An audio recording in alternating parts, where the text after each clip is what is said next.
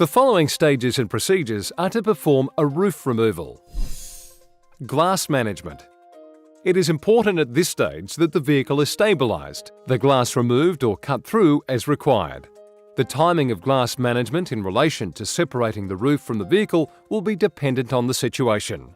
The glass can be removed or separated prior to the cuts being implemented and in conjunction with the cuts being implemented.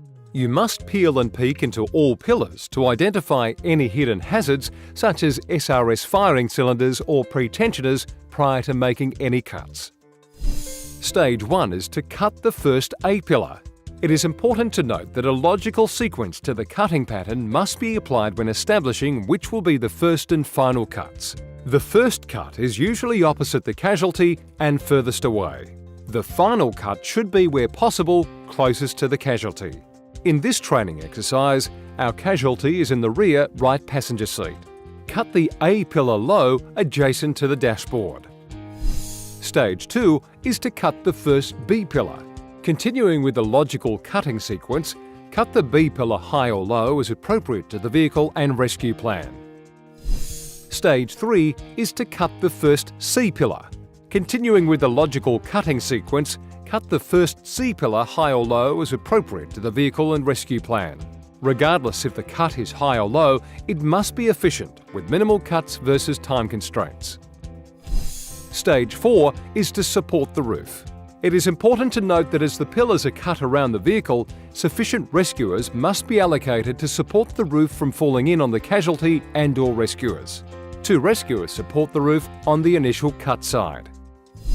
Stage 5 is to cut the second A-pillar. Cut the A-pillar low adjacent to the dashboard. Stage 6 is to cut the second B-pillar. Ensure the seatbelt has been cut high and low to separate from the B-pillar prior to roof removal, and a record of the cut is made for investigation. Continuing with the logical cutting sequence, cut the B-pillar high or low as appropriate to the vehicle and rescue plan. Remember, the final cut should be, where possible, closest to the casualty. Stage 7 is to cut the second C-pillar.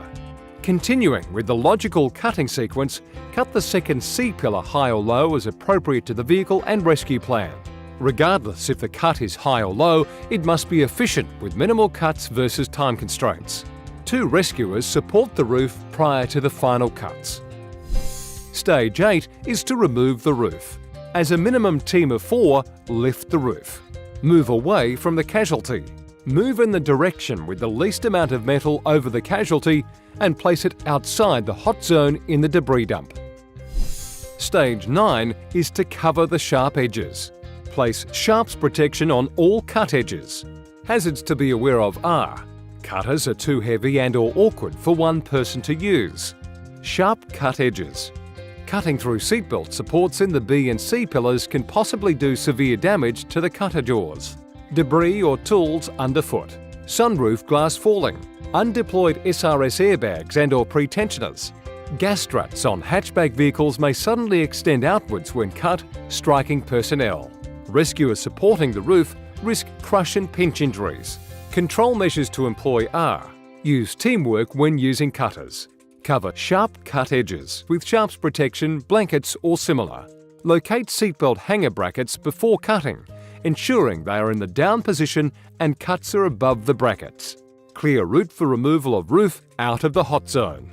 Ensure the sunroof is supported or removed with the struts protected.